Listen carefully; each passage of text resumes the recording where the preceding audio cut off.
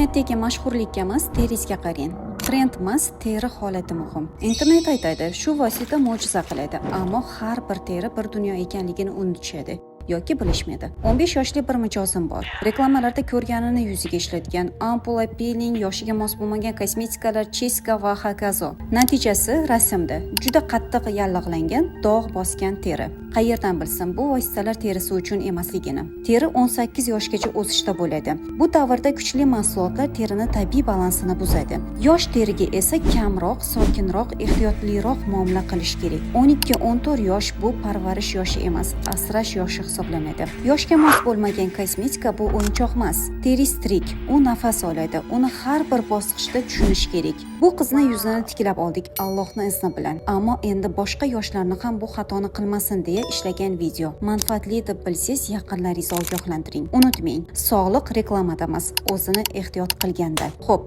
12-15 yoshdagi qizlar uchun nima kerak? Peeling, ampula, TikTok trendi yoki internetdagi mo'jizaviy niqoblar emas. Aslo. Unga yengil penka, toner, namlovchi krem va tabiiy fizikiy SPF. Ammo bo'lsa yoshiga mos davolovchi mahsulotlar kifoya. Mijozlarimizni trend bilan emas, mas'uliyat bilan yuzlarini davolaymiz. Yoshni, terini, qalbni tushungan holda. Unutmang, yoshga mos teri parvarishi bu trend emas, bu mas'uliyat. Sofi shu bilan teringizga yangi hayot bering.